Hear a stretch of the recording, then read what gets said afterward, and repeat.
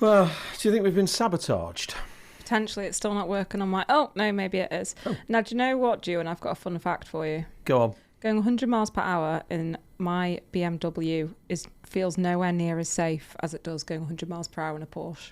Right. Have you got a Porsche? Not personally, no. You drive a Porsche? Occasionally, I sit in one. Do you go joyriding? No, I'm actually quite a sensible Porsche Couldn't get the driver. words out there.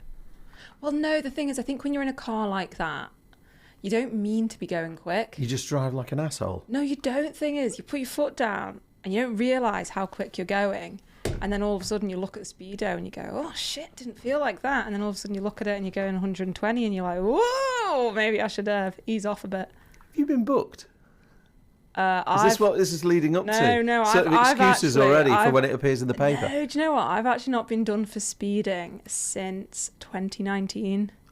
Hang on. I'm sure you told us on one of these podcasts you've never had a parking ticket, or is it just a parking No, just ticket? a parking ticket. Oh, you didn't mention the speeding, did you? No, I've been done. Here we are, madam. I got done for speeding. It's all coming out now. I got 3 points on the licence. Really? Yeah, they've gone now. You rebel. I don't like playing the game of... I know a few of my friends who shan't be named like to play games of seeing how many points they can get and then wait for them to come off. What? Are they... It's like I can't call them that name. No, we'll get complaints. Yes. But yeah, no, I don't do that. I did, obviously, when I got done for speeding, I cried. Of course I cried. I hate doing anything Well, you always wrong. cry. But I was in such a rush and I was trying to do everything and... Yes, that's what happened. Well, anyway, no, revelations about your criminal past. Should we run the intro and get this show on the road? Sorry, June, hit the intro. Hit the intro.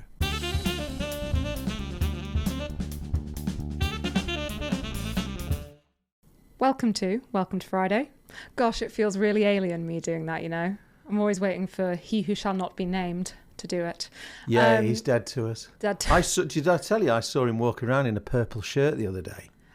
Did I tell you that he tried to put purple sunglasses on me and I threatened that if he kept doing that, I would take them off his hands and stamp on them and then hopefully get a dog to do something inappropriate on them as well. We should have kept them. They're taxpayer funded, those glasses, those purple glasses. It's awful that, isn't it? Do you not think... I actually... No, I know we're joking. I know we're actually joking. But I'm also not joking. But the thing is, we're not. No, I'm not joking. Because I just watch taxpayers' money getting pissed up the wall and think, gosh, do we not think there's better things to spend on? And I know you can say, oh, well, it doesn't cost a lot. It doesn't matter. It all adds up, doesn't it? Have you gone really quiet? Maybe. I don't know, Juan. You're the audiophile. I am, but you're not. Obviously, yeah, we've got the headphones on, you see. It's technical. People like a bit of behind-the-scenes stuff. Do they? Yeah. Well, yeah. Is it? Well, that's the excuse for not editing this bit out. Now, I don't want this to be a long podcast today, Juan, because I have a lovely glass of wine with my name on it waiting for me at home. Oh, well, it's all about you, isn't it? It always is. You see, there's me, and there's the universe that just it revolves around. Yeah, we've noticed, we've noticed. So anyway, it's been a big this week. What are we going to start with? Are we going to start with what I think we're going to start with, or not? Now, what do you think we're going to start with? Well, I thought we were going to start off with the visit of His Majesty.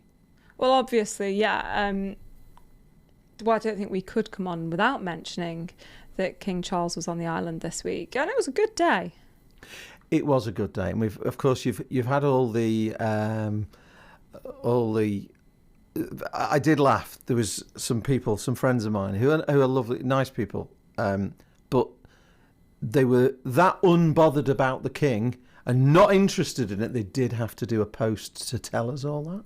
Oh yeah. You get those people one of all them. The time. Yeah. No, I think it was great to see His Majesty, and it was nice to see how many people came out, and yeah, it was a lovely day, very special for the island. Now you actually happened to go down to him visiting Heroes of Man. Was it Heroes of Man? Heroes on the Water? Heroes on the Water. Heroes Port on the Water. Sodrick. Yeah. Now that was quite a special moment, wasn't it?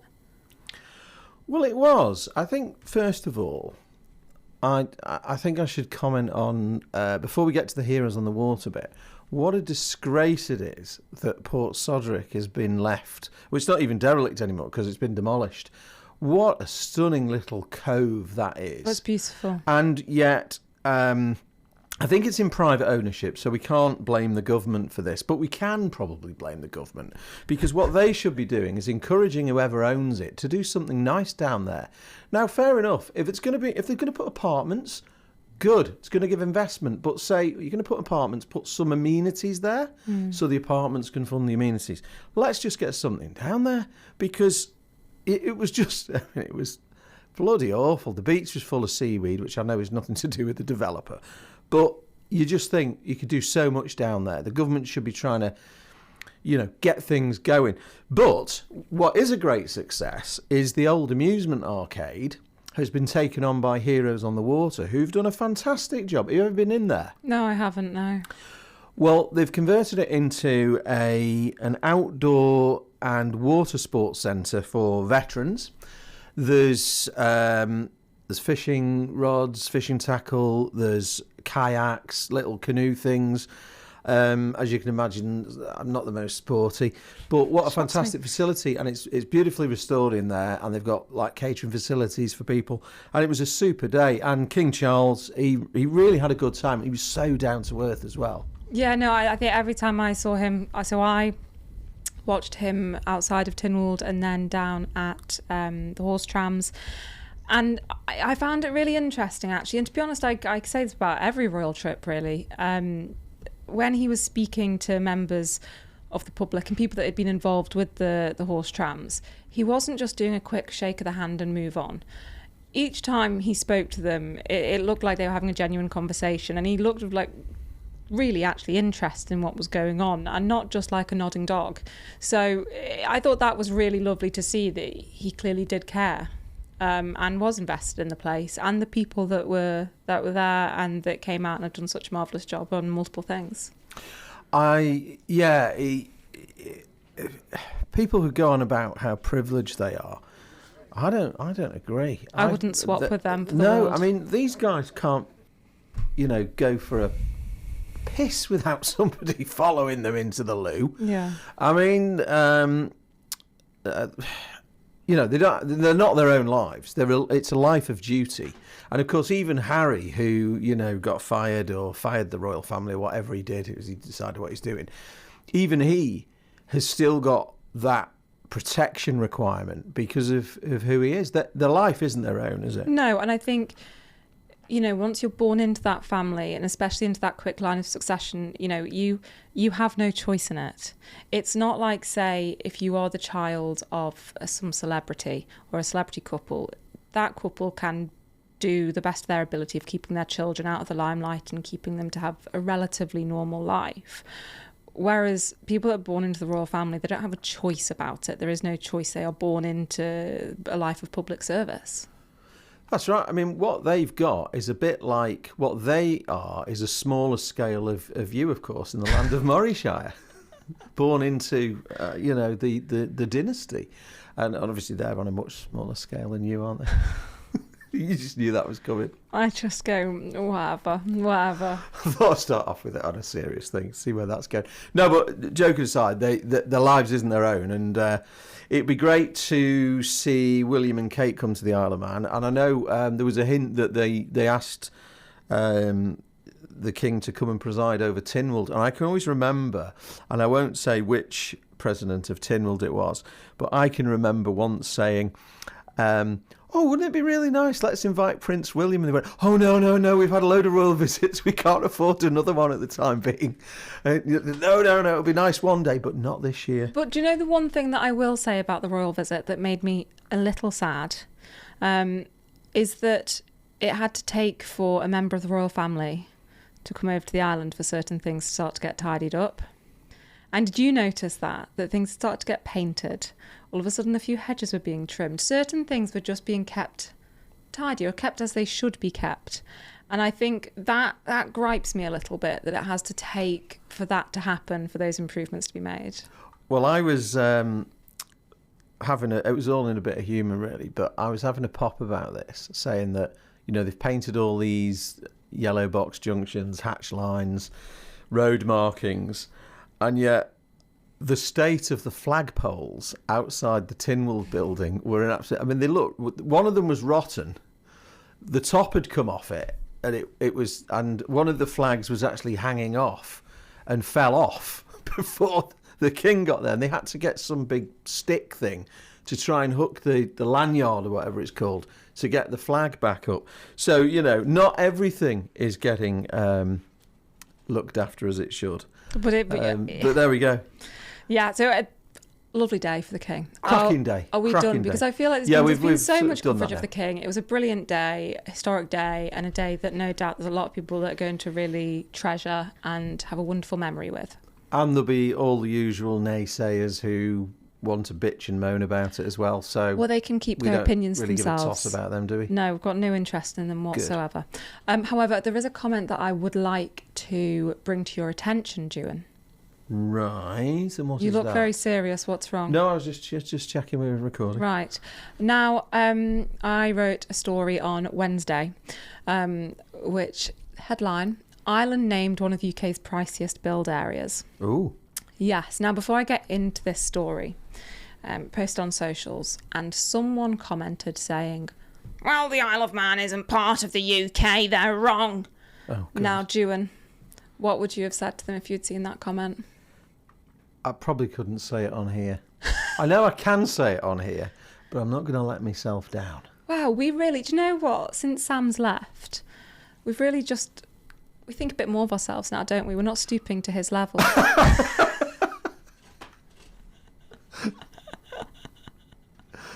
How long will the slagging him off go? Will it fizzle out after a few... to infinity and beyond. 18 months or something Infinity and beyond. Right. I will not drop it. So, yeah. But yeah... So those people, go on. What was their comment? That was their comment, that the Isle of Man's not part of the UK. Well, they're right. But actually, we're pseudo part of it. Do you know what I mean? We are part of the UK. We're a non-member country, but ultimately the United Kingdom are responsible for us. And that's the end of the matter, isn't it? That's the fact. Do you know what? I've got a good fact on here, which makes me a little bit...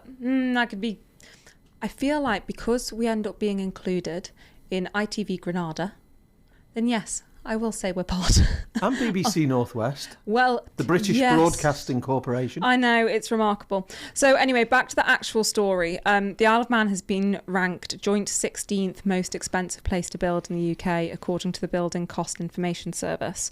The island's location factor of 118 places construction costs 18% above the UK average, comparable with parts of outer London. The review cites reliance on imported materials, a constrained labour market, and the premium attached to off-island contractors as key drivers. Now, this was part of a report that was commissioned by Treasury about basically the cost of construction and development of brownfield sites. But I thought that was really quite interesting when you see how expensive it is to build here. And I mean, it comes as no surprise. This is the whole point that we go on about when it comes, because we can say quite confidently one of the main drivers of that cost will be getting materials here. Which is imagine if the government actually owned a shipping company. Oh my God! Or imagine if there was competition. Imagine if the ferry company had to act competitively. Or imagine if they actually owned the ferry company and could use that ferry company for the whole good of the economy. And that is just too far-stretched to even think of it. Yeah, you can't. No, that's just never going to happen. What, you mean a government buying a company to then allow it to work for the people that own it? Don't be daft. Don't be bloody ridiculous, Juan. That steam packet is just an empire. It's just people's empire. That is all it is. And you know what? I was thinking about it when we're going on about how the steam packet's recorded record profits. It's doing so well. Well, it bloody well should be, because there's a big problem if it isn't. Well, I don't think it should be making profits. No, I know. I'm in total agreement. Oh, yeah. Total agreement. But it doesn't have any competitors. Well, yeah. Did you know it should be doing well? Because what are they going to do? We're not quite on the rubber dinghy brigade bringing in freight on one of those, are we? So, obviously, that is the way. But I think the big problem with it is that they are terrified of state-owned, nationalised companies, which is why the British flogged off them all. But they've been a disaster. The water companies in the UK, have been a disaster. Electricity, you don't really hear about that so much. British Rail, disaster. What's happened? They're now getting rid of it and they're bringing back British Railways because it was a disaster. The problem with British Rail was it just hemorrhaged money because it was the old school nationalised government where it was money no object, money pit, black hole, and the blank checkbook. And the thing with the steam packet is it hasn't been a big black hole when you actually look at what its return is. No, it hasn't. That's why it's nothing like British Rail. No, but it's so wrong that, that it is owned by the government, yet we're treating it as an arm's length company. Well, that's an excuse for no accountability. Of course it is. It's absolute nonsense. And it's just remarkable because every single person on this island relies on that ferry, whether they want to admit it or not, and whether they even know it or not, because they will look around their room, and I can guarantee at least half the things that are in that room have had to come in on that boat, and you've had to pay a premium for it because those costs need to be covered by the business. And I just think, looking at this kind of report, when you see how expensive it is, of course your materials are going to be more expensive anyway when you live on an island. I can accept that because they're going to have to get imported in. But when you still, and I will always go back to that report that the Manx National Farmers Union commissioned, which compared the steam packet to other ferries, I don't know how you can argue against it. I mean, the managing director still attempted to rubbish it, but the figures were there in black and white. But in fairness to him, he's a director of a limited company. You have a legal duty to do your best for the company. And I think, that's your legal duty. So if you were to change the constitution and said, right, your job is now to run the shipping company, but you're no longer chasing profits. Your job's to make it efficient, good service, because we're now government owned. We're owned by the people. The government really are only the guardians of it. And your role is to use your expertise as a shipping man to provide a good service. The brief's changed. But at the moment, until the brief is changed, your duty is to make profits. Yes, absolutely. So I don't blame the man on the board. I blame the owners. Yes, and I agree. I agree when that comes to the cost of freight, because within the Sea Services Agreement and the objective that the steam packet have been set by Treasury was to see a return on their investment and to see that in profits. Totally get that and accept that. They have no right to do that. No, but however, when it then comes down to the board of the steam packet, and we're now talking about the company, not the owners, as in Treasury, I think they can also look at multiple ways. Because I remember when I had that interview with the steam packet discussing the cost of it, and it was against that report. Was it against that report or was it on another one? But I vividly remember sitting in that room and having the conversation and saying, well, why don't you lower the costs and see if that encourages more people to come on? And the answer was, well, what if it doesn't? Now, that is not complete direction from Treasury. That is a board level decision. I do remember that. Yeah. Because we ended up in a little bit of a spat, and it was very similar to what you'd expect in primary school kind of arguments. Well, what if it does? What if it doesn't? Yeah, but I think they're different perspectives. I think because you could see more profits by making that. So you could reduce. I suppose when it comes to business, you can come at making profit from so many different angles, and everyone will have their own ideologies and their own perspectives, and I'll have one and another person will have another. There's nothing wrong with that. However, I think when you've got a ferry that large and you look at the shoulder seasons, for example, and that boat is running, it's not full. It isn't. You'd probably want to, from my perspective looking at it, try and utilise your boat and try and have it as full as possible all the time. Therefore, I'd be bringing the cost down to try and get more people on it, more bums on seats, more circular spend by people that are going to go on the boat, get food, get everything like that. And actually, you'll probably make up the difference and probably make more by having more people on the boat than you would have by sacrificing so many other visitors that would have come or locals that might use it because it's too expensive. Do you see what I mean? Making it more affordable, more people are going to be able to access that market. Yeah, and people will travel more. I mean, when EasyJet came here, it proved that it grew the market because people were able to think, I tell you what, we'll pop over. How many times do you sit on a Loganair flight and it isn't full?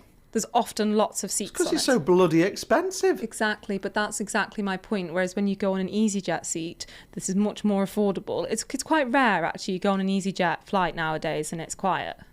Well, have you seen Guernsey? Guernsey, of course, started their BA service with a jet a couple of times a day to Heathrow.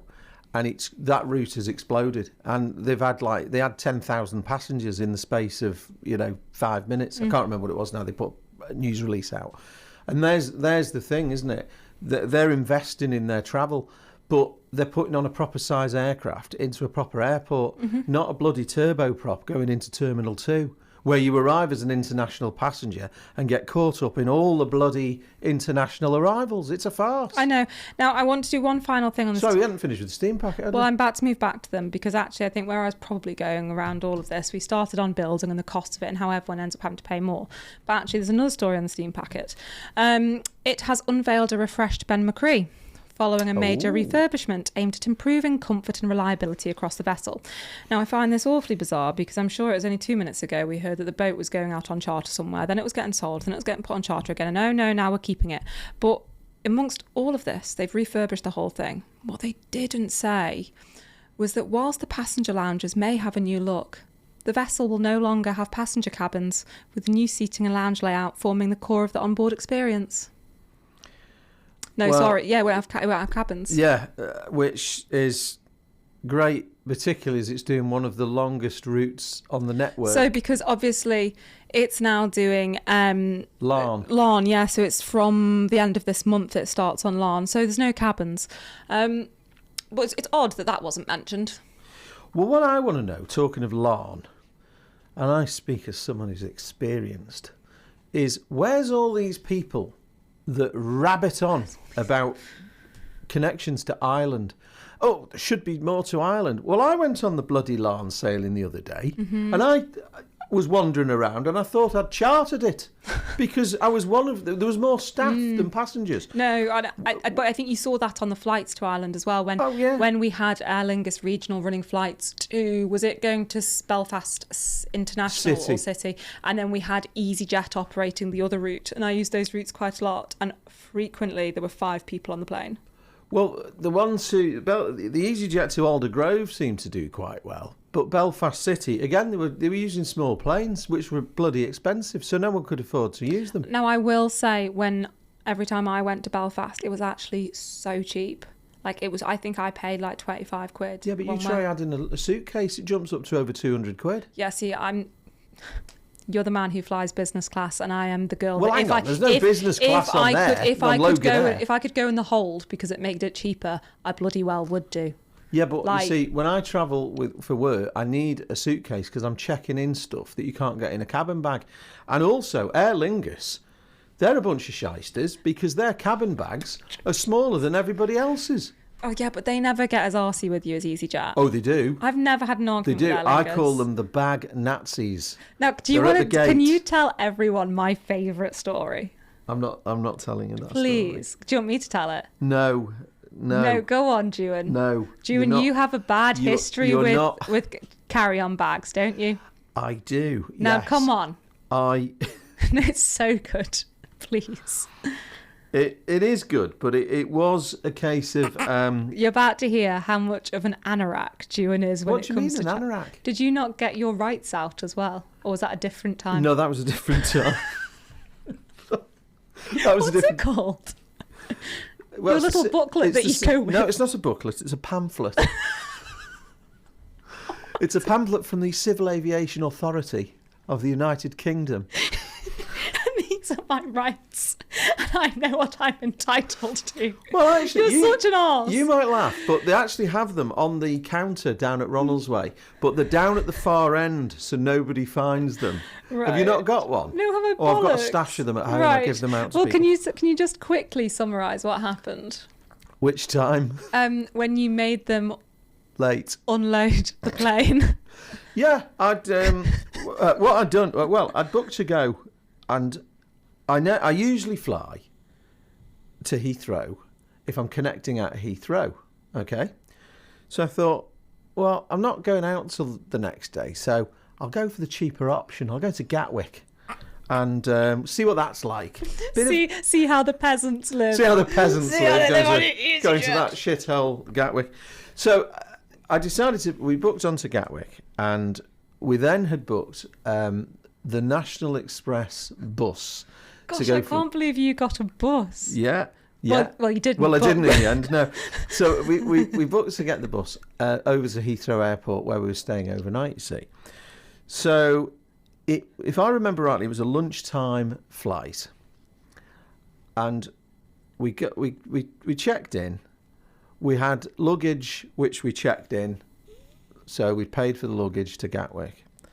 And we were connecting to a long haul, I think it was, the next day. So everything's fine. Got nice and early. Had a drinky poo upstairs, because you've got to do that. I don't mind having a £25 pint of lager or whatever it is. So flight gets called, go to the gate, and the hand luggage. Well, the bag Nazis are stood there, aren't they? With the little metal frame.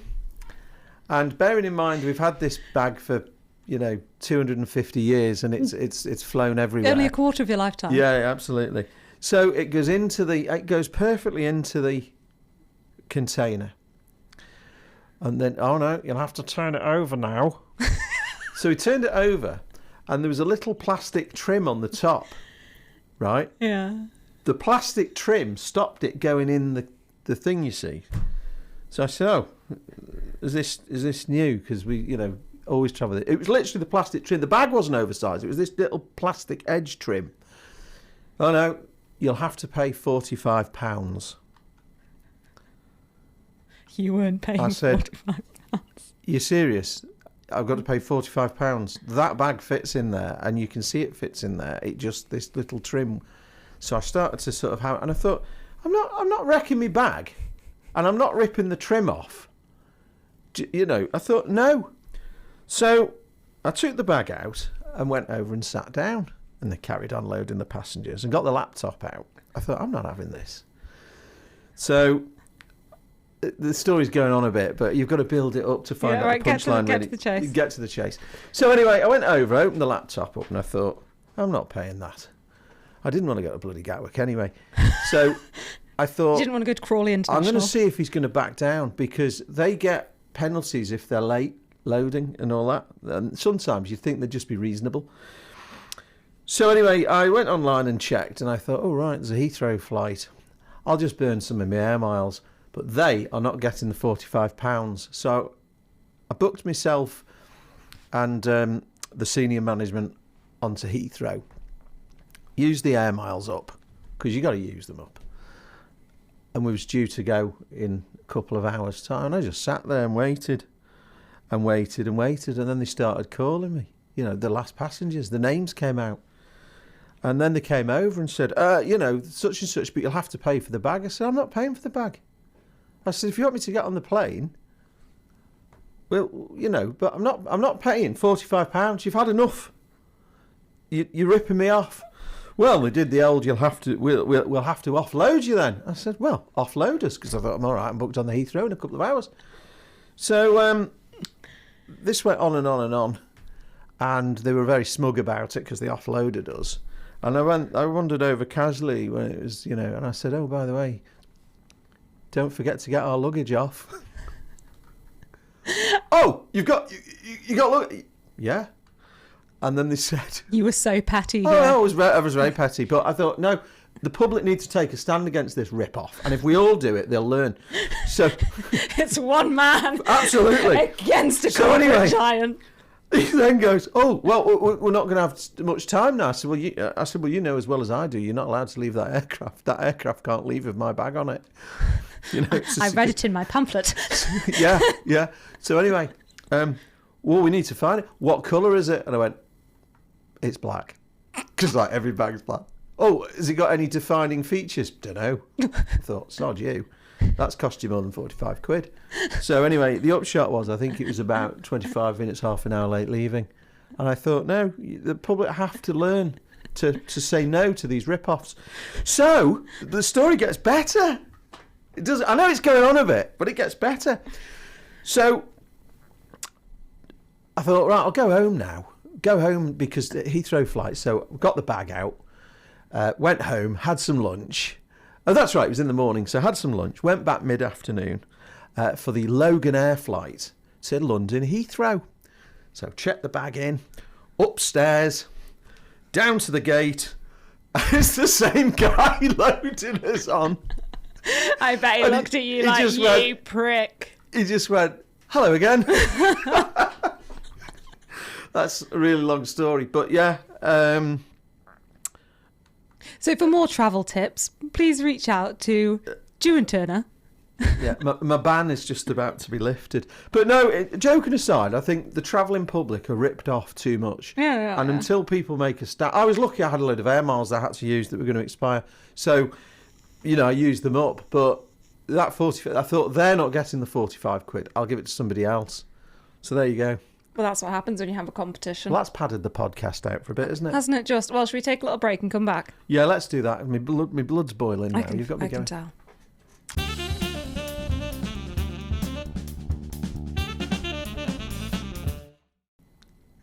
Welcome back to Welcome to Friday with me, Charlie Murray, and every travel expert, every airport worker's worst nightmare, Mr. Juan Turner.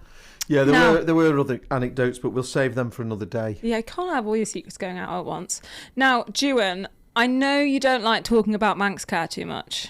No, I know you don't, but I'm going to summarise it quickly. Boring. It's like these people. I know, but can you guess? What are we going to talk Can you about? guess what Manx care is reporting? I don't know. Come on, what are they always doing? Overspend. Yes. So they're reporting a £751,000 overspend just 2 months into the 2026-27 financial year, with a forecast deficit of 8.1 million. The overspend is driven by rising staffing costs, unfunded pressures, and savings targets still to be identified. So that's fun. That's all I'm going to do on that, Juan. And good. Right, well, we should abolish another them. one. Hospital building cannot support level of service needed. Now, this really... Which hospital building? Annoyed me. Nobles? No. Oh, Ramsey. Yeah. Ramsey Cottage. So Manx Care says Ramsey Cottage Hospital cannot deliver the modern joined-up model of care needed for the north of the island without significant investment or redevelopment, following a June workshop on the site's future. The Manx Care board heard that the hospital could become a health and care hub, providing more services closer to home, with teams working together on prevention, long-term conditions and improved access to diagnostics and specialist services. However, the current building is not capable of supporting this level of service. This... I know I go on about it now. It's probably like every week I'm talking about it. But I just think it's an absolute piss take that they have allowed the cottage hospital to become in this state that they're now kind of like, oh, what do we do with it? And it's like, well, actually, if you just kept it up standing, continued to invest in it and given it the funding that it needed, you wouldn't be in this state. And it would have relieved so much pressure from nobles. It would have allowed, you think of the number of people that live in the north of the island. And what's Ramsey, the second biggest town on the island? Mm. And you think of how many elderly people are within that area, that they might need to go and, say, for example... They might need to go on a drip for a few days because they're struggling with fluids or they're struggling to retain food. Instead of having to go up to Nobles and wait up there and take up vital bed space up there, they could have gone to the cottage hospital, gone in for the day, had some fluids, been able to go back home. It could have worked as it should have, as that perfect community hospital for the north of the island, which is a very rural area, and would have worked brilliantly, as it did in years gone by. But instead... I'm really worried now, actually, about the cottage hospital's future, because I am very concerned that the moment I see requires, that it does require significant investment or redevelopment, that worries me, because I don't trust the government to do that. I am concerned for two reasons, because with their track record, they either... significantly invest and overspend like you've never seen, and then it ends up still not being fit for purpose, or they just ignore it and hope the problem goes away. And I'm worried about it. Well, there's an election coming up. Are any of the candidates for Ramsey talking about it?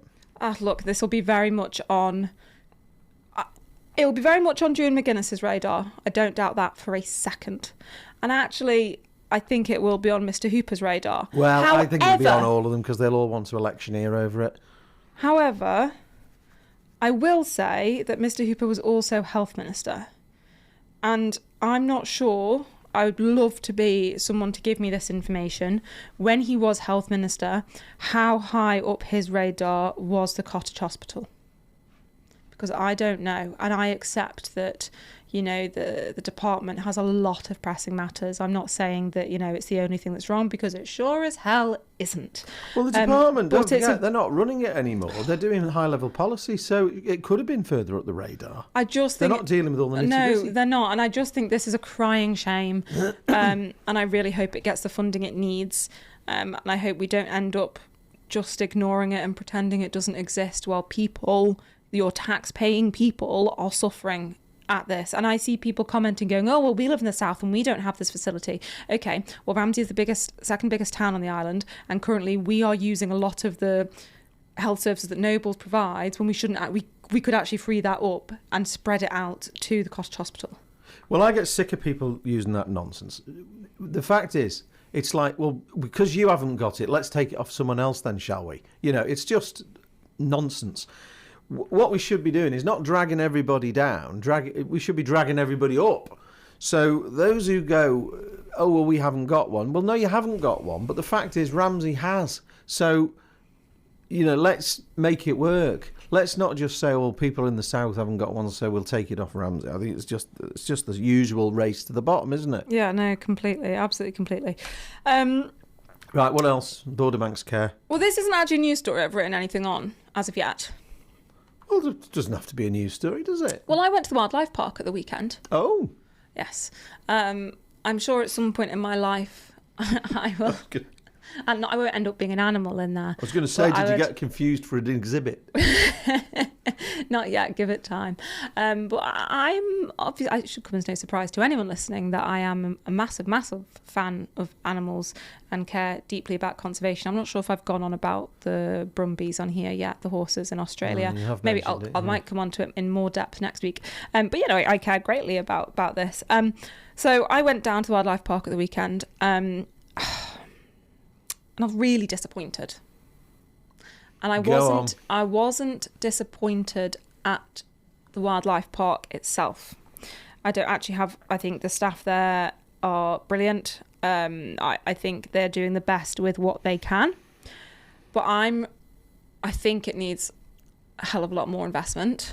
And I found it a real shame as you're wandering around. The place is quite a bit of it is fairly unkept. There's Harris fencing everywhere. And it just made me go, what has happened? Like, what is happening here? And it's a shame because actually there are parts of the park, so like the main drive going down, which is kept beautifully. And again, like, I don't think this is a staffing problem. I think the staff are doing the best with what they can. But I'm really curious to see over the past, say, 10 years, what the funding level has been like on that park and what the budget has been given to that park, because I think we've watched over a number of years DEFRA, because it falls under DEFRA, doesn't it, the wildlife park? It's been bounced around, because it would have been in education at one point, no doubt. Well, no, it wasn't. Originally it was under the Department of Agriculture, Fisheries and Forestry, and they didn't want it because it was like lands, so it was under DAF. Then they bounced it off to the Department of Tourism and Leisure. So they had it because it was a tourist attraction. Right. Then it ended up at the Department of Community, Culture and Leisure, where I had a little something to do with it at the time. So don't go digging too much there because you'll probably be accusing me of not investing in it enough. Probably will. Yeah. Then when that department was canned because it was a waste of time, it didn't go with the rest of the department to education. It went to DEFRA. Yes, so I was pretty sure. So it basically went back to forestry. Yes, so I'd really be keen to see how the funding has changed over the past 10 years. And equally, when you look at DEFRA and see how big a department it is and how much money I personally think it is wasting on pointless things, I'd be curious to see kind of what the park is getting, because I think it does need a lot of investment. I think it needs a lot of help, and I think it's a facility that we should be really proud of, because, you know, there's staff there that have been there for an awfully long time, and they do a brilliant job, and they take so much care of their job, and the keepers, they're fantastic. You know, they do a brilliant job, and I think there's only so much you can expect people to do with a limited amount of funding. Now, I could be totally wrong here, and it could be getting a huge amount of funding, but something tells me it isn't. And again, it's something that I look at and you go, you know, you can just tell this is in government ownership, because if it were in the private sector, there would be, it'd be just so different in the fact of how you'd run it commercially to make money, because I think you're missing a lot, so many tricks with that wildlife park. Like, it's a stunning area, it's a stunning venue, and there's just so many different things you could do with it, but instead it seems to have been kept in this, like, I suppose, kept in this box of what it's allowed to be and what it can be. And I just think it's a shame, because I think it's incredible. And I think, you know, the care those animals get is brilliant. I think the staff there are brilliant. I think it's an amazing facility. I would just like to see it, sort of, I suppose, really being brought into the 21st century, actually, and have a lot more care taken of it, and be really proud of it. Well, I don't disagree with the word you said, but first of all, it's coming at it from a different angle. Should the government be running a wildlife park? Well, no, the answer is no. However, if it was put into commercial hands, it would just not be viable. But I think it just wouldn't be viable. I think you actually could make it viable. I really, really think you could. And I accept that these kinds of parks and zoos take a hell of a lot of funding. Look, I know how much it is to run my horses, never mind a whole park of animals.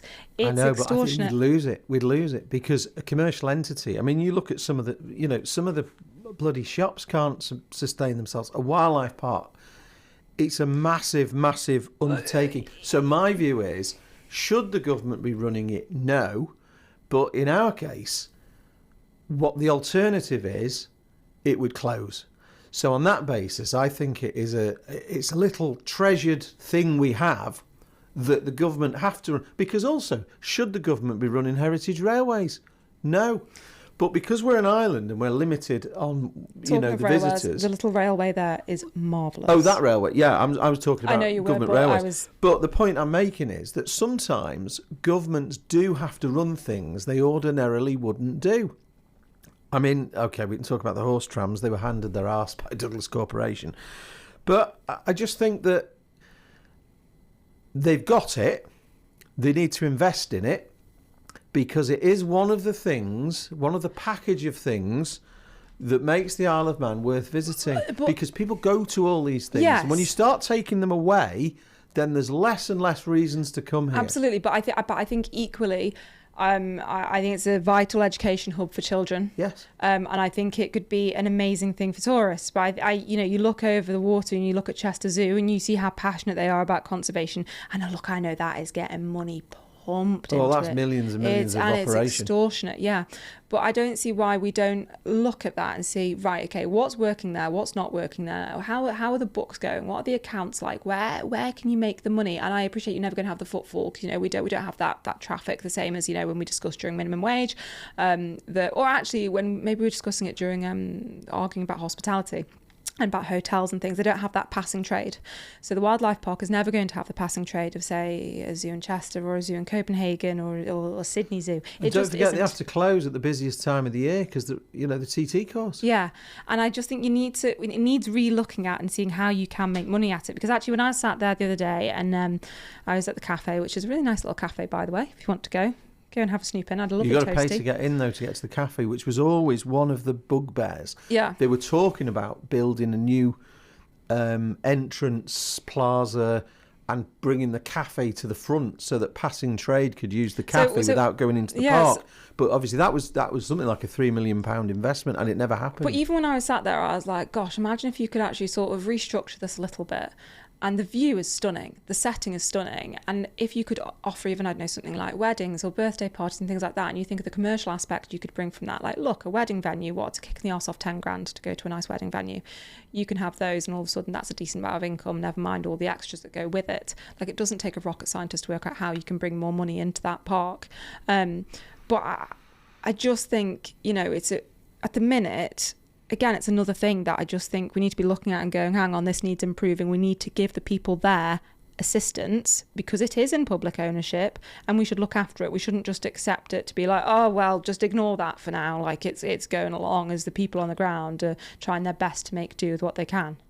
I think it's brilliant. It'd be a travesty if we come onto this podcast one week and say, oh, we're now discussing the talk of the place closing. I'd be devastated. I'd be absolutely never comes. So do I, because I think you do look at Chester Zoo and you see how much they're doing for conservation, and you look around the world and it's a really sad world for animals, and humans I just think are the shittiest of species anyway. I can't stand most humans, but I think it's a real shame when you're seeing how many more endangered animals we're getting, and why we then can't use somewhere like the wildlife park and mirror slightly what Chester Zoo is doing and try and bring these species in and create a real visitor experience.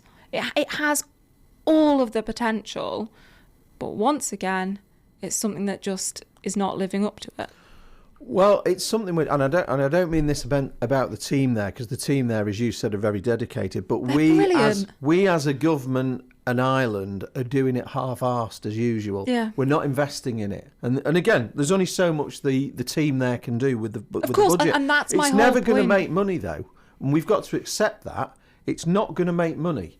But what we can do is reduce the deficit and have it as the overall package. So we look at what the island makes overall. It's a bit like a supermarket, isn't it? They have things that they're loss leaders, and they know they lose money because they get the money in from all the other things. And it's a bit like that with some of our heritage attractions.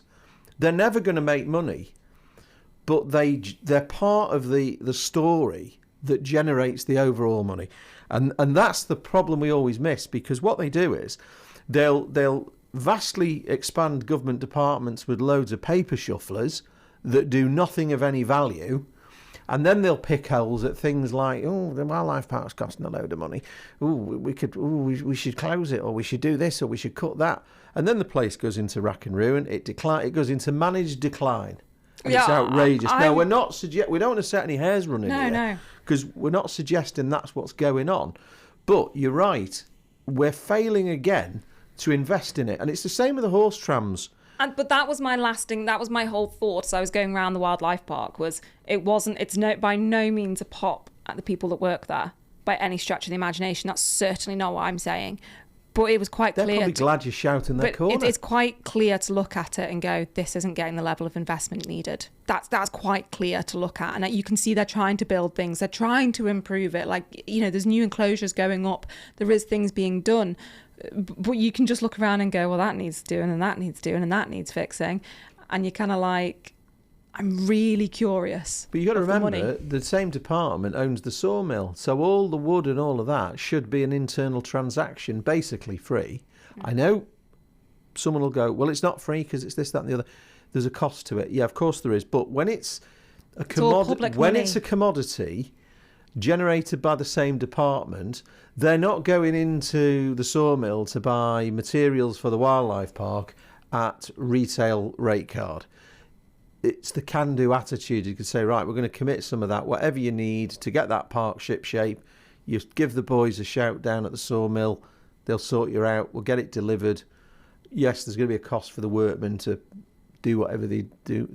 Not just workmen. God, that was sexist, wasn't it? Work people. Oh, I'm not bothered. Could be you there with your Black & Decker saw. I'm probably more useful than a lot of men. Well, probably, quite, yeah. Right, well, should we move away from that? And I want to We're big supporters. Basically, if you haven't gathered, massive supporters of the wildlife park, massive supporters of what everyone's doing there, but just want to see you getting more money.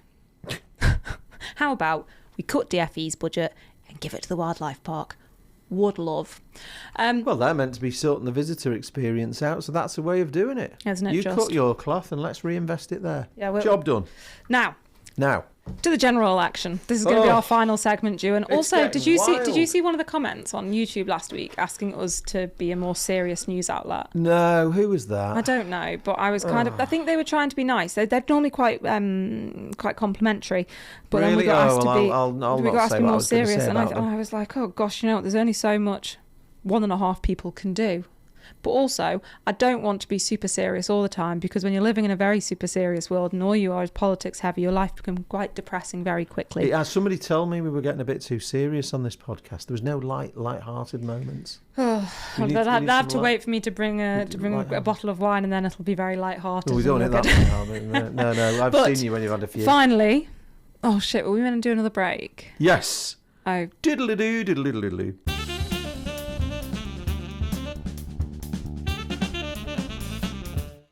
Welcome back to Welcome to Friday, blah, blah, blah, blah, blah. Final segment. Vote 2026. So, Juan, what date did we do this last pod? That was last week. Oh, I know when it was. Okay, so, yep, Johnson. Can we do a quick disclaimer? We're not going to run through all the names of the other candidates. It's all on our website. It's on the links through to imrelections.com. So if we miss you out, other candidates are available, blah, blah, blah, blah. Other candidates are available. Do you not remember that? You're too young to remember the Radio Times, aren't you? Yes. We Now, used to say other TV listing magazines available. okay, let's cut to the chase. We're going to go to Glen Faber and Peel, which is heating up quite a bit. Alex Perriam, I don't know if I'm saying it right, I'm sorry if I'm not, has announced he will stand as an independent candidate for Glen Faber and Peel in the election in September. He's lived in Glenmay and Peel for most of his life, attended Patrick School, Peel Cloth Workers, QE2 and the Isle of Man College, into his sports. Announcing his candidacy, he said his career in business management, teaching, mentoring and community volunteering has shaped his belief that the best solutions come from listening first, working together and putting people before politics. To read more about him, go to Manx.News. Sorry, I'm just going to go through these because otherwise it's going to take way too long. We can go through the ones we haven't mentioned. Yeah. Go on. Also, Glen Faber and Peel, we have Colleen Dale Beaton. In her statement, she said many voters were sick of bad governance, terrible financial decisions and a complete lack of transparency and accountability, adding that successful candidates would need the courage to make bold and maybe unpopular decisions in the next term. Now, bold and unpopular decisions... That worries me when they say that. Worries me too, because I don't know which way they're bold going. Bold and unpopular decisions, let's tax everybody more. That, to me, is not a vote winner. So she highlighted a range of issues she believes have worsened in recent years, including pressures on hospital, general health care, dental services, deteriorating roads, rising poverty, and major capital projects with escalating costs and limited public clarity. So I want to ask... So that does sound... What are the unpopular decisions? Well, I think if a candidate knocks on my door and says that, I want to know, well, what are the unpopular decisions? Yeah. Okay. Sorry. Also, Glen Faber and Peel is Katrina Baptiste. So Katrina is a Peel commissioner. She has been quite vocal actually in her role as commissioners. And in a short campaign video, she said it'd be a privilege to represent the people of the West as the MHK, pledging to push for the change and reform that our communities deserve both locally and nationally. She said government must better reflect the people it serves, adding that accountability should apply to all public bodies, and that includes me. Now going to my neck of the woods. Big news that happened on Friday night, I think I'm correct in saying. The Chief Minister, Alfred Cannon, confirmed he will contest the Erin Michael seat this September. Mr Cannon says it's been an honour and a privilege to represent the constituency and to serve as Chief Minister for the past 5 years. In a statement, Mr Cannon thanked constituents for their support, kindness and encouragement, and expressed gratitude to colleagues over government and the wider island. Now, what I found quite interesting about this actually was... on the news sites, all the comments about this were really like angry people, you know, gobbing off the classic what you'd expect. Now, actually, on his constituency page, there were so many positive comments. So many. And I thought, gosh, doesn't that just tell a different story? When there's people that have been involved with you and may know you, the comments you receive to people that probably actually have never had a conversation with you or spoken to you about anything and just see it from the outside. Well, it's a fault of the system, isn't it? Because yeah, it is. I mean, let's take the individual out of this. Yeah. The role of Chief Minister, thankless task, is a shit one. Yes. And I've said this before, and I've said it on the podcast. And if you've just tuned in this week, my problem with it is you're asking somebody to captain the ship, but then everybody else is telling you who your crew are. You know, the Chief Minister has very little say in who he can choose. He has a pool of 24 people. So you take out the ones that won't work with you, take out the ones that have got totally barn-pot ideas, which is on average, you know, half. So, and then you're left with only a few people. So whoever has the next job of chief minister has already been dealt a shit sandwich. Yeah, no, entirely. Now, I'd like to just move to Douglas South. Livia Lenarduzzi. Okay. I'm not sure if I'm saying it right, but I really hope I am. Douglas South. South? Yes. She's known locally for her Douglas restaurant and visitor accommodation business, and said her decision follows years of conversations with residents and visitors about the island's strengths and the pressures facing the community. She highlighted concerns around the cost of living, access to housing, healthcare performance and government efficiency, saying she wants future generations to enjoy the same security and quality of life that have shaped the Isle of Man. I think also in your neck of the woods, I believe Jane Poole-Wilson is standing for re-election. However, we haven't had no, we haven't, and I have emailed her, but I haven't heard a response back. So, who knows? I think, am I correct in saying someone else is standing in that neck of the woods that we're hearing rumours of? We've had Alf Kane announced, didn't he? When it was at Tynwald Day, he announced. We've got Simon Sinclair announced. Jason Moore. Andre Risher. Yes. And we did say we were going to name everybody, but we've started now, so we'll finish. Is there another one? I'm not too sure. But that's middle. Yeah, so that's what's going on there. But yeah, I don't know if Jane's standing or not. Hasn't got back to me. Yeah, who knows? Is there anyone else, Juan? Anyone else? I think I'm reading lots of things about all these things that are coming in, and they're kind of all saying the same thing of healthcare, capital projects, economy, blah, blah, blah, blah, blah. But I can't help but still struggle to kind of be like, government accountability and transparency, that's a very popular one. Well, they said that last time, and it got even worse. But I think the thing is, we can have whoever we want in there, but the civil service are still, the MHKs are now at the point, I think, that they're walking to the sound of the civil servants being jumped. Well, they are, but I've seen it with candidates. Some of the candidates have already folded, as far as I'm concerned. They're not realising what their job is. If they get elected, they're in charge. The clue is in the name. Politician. They set the policy. The civil servants then operate it. And already we've got candidates going, we're not allowed to talk about this and, blah, blah, blah. They don't realise when they get in. They go in and then they get told what they're doing. They should say, hang on.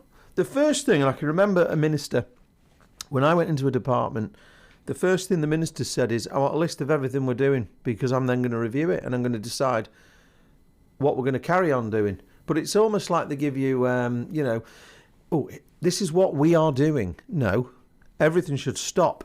And when the House of Keys is dissolved, no department should be doing anything other than implementing the what's already housekeeping. been done. Yeah. There should be no new anything until that new house is installed and new ministers are appointed. But they do. There's consultations going out on things. How dare they? Shouldn't be happening. Well, I find the whole thing really quite depressing.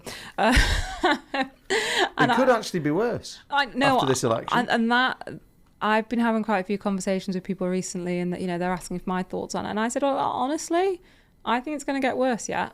I think anyone that thinks they're going to come in here and turn it all around in 5 years is incredibly naive, because there's no chance. It's not happening. And maybe they might make improvements. But until they have got the actual economy back under control and they have figured out where the money's coming from and not going into a bottomless pit of money, it's not improving. It's not happening. Until cuts are made, and lots of them, it's not going to get any better. Some of the things are going to need legislative change, because what they've done is these civil servants, they've gagged themselves. They've been very cunning. What they've done is they've created legislation to create functions. Some of the functions are discretionary and some of them are mandatory. And because they're mandatory, the departments can't do them. So they're going to have to rush legislation through to cancel some of these functions. Otherwise, they'll be in breach of the law. And that's what they've got to do. And ministers, whoever they are, when they get in next time, have got to go through every nook and cranny of the department and say, keep, get rid, keep, get rid, keep, get rid. And unfortunately, that's going to mean looking at staffing, but not get rid of the nurse who goes round the wards and does the day job. Don't get rid of our actual public service Don't workers. get rid of the man who fills the potholes in or cleans and cuts the hedges and does the gullies. Don't get rid of the people we actually need and rely on, and the public workers that we have so much respect and time for, and think their jobs are very worthwhile. But even like everybody loves to sort of have that love-hate relationship with the bus drivers, but they're frontline services. Of course they are. That's a real service. Yes, They're taking real people around the island. They are key workers in terms of the government. Paper shufflers, people who sit at desks, it should be game over for that. It's a very luxury. big office. If you're shuffling around and doing all... I tell you what I saw this week. I saw work plan guides with risk registers and where we're up to with all these projects. Somebody's got to create all that crap. It's just a load of nonsense, though, isn't it? So whoever's writing all that shit... Bye-bye. That should be out the door. I'm sorry. See ya. But that's the problem. Meanwhile, they're whinging. We haven't got enough nurses and we haven't got enough people to do real jobs. Yeah. And those people are under the real cosh. And they're the ones that are always threatened with losing their jobs. Well, I think let's just see what happens, shall we? So my appeal to all new members is they need to remember they are going in there to rule the roost. And they need to put the foot down. These people are not your friends. They're your civil... That doesn't mean... I don't mean that you have to be... An arsehole. But they're not your friends. They're there to do a job and you're the politician. You're there also to do a job. And you're not there to make them happy. No. You're there to make the general public happy. The people that have elected you there and the people that are paying your wages. I also can have my own appeal. Go on. It's only to the candidates of Aaron Michael. I've not had... Here we go. You've got a speed limit past your house. I have one. I want that implemented. No, I'm taking... Juan, that's with the Northern Neighbourhood Policing Unit. I'm already sorting that one out. Yeah. But... Bloody curtain switcher. I've not yet had anyone knocking on my door. It's probably a reason for that. They look down the list and go, sod that. I would quite like them to. All of them. I'd like to have a conversation with them. I can put the kettle on. I can get the custard creams out. If they're well behaved, I might give them an ice cream. So yes, I would very much like for them to knock on my door. Well, how come when I knock on your door, you pretend you're out? No, I normally go, oh, fuck off. What now? Language. I didn't... Oh, I did. Yeah, so that's different, isn't it? I'm inviting them round. You just appear. You just appear uninvited. Right, I've not appeared for a while, have I? No, don't get any ideas. I'll send the dogs on you. The hounds. Jamie? Right, on that note, should we go? Because I'm bored now and I want to go get a glass of wine. Well, you were just about to say something. No, I did. I want them to knock on my door. You're appealing for the candidates to come and knock on your door. Yeah, no one has. Yeah. Can I make an appeal for them? If they've got any sense, don't bother. Oh, no, they should. They should. I'm a member of the constituency. Yeah. No, it'd be much nicer for them to come to my door than it would yours. I'd give them maybe less of a headache. Oh no, I'll help them do the manifesto. I could be one of their, campaign manager. No, I'm not getting into that garbage. Come on then. How long have we been going for? I think probably long enough. Far too long. My airline baggage story took a bit long, but I can't be bothered editing it down. Right. Well, it's been lovely to see you again this week, and have a lovely weekend. That's longboats this weekend, isn't it? Oh, it is, yes. Are you coming down? TBC. TBC. Look at that, being optimistic. Well, it's been a pleasure. Pleasure. Goodbye.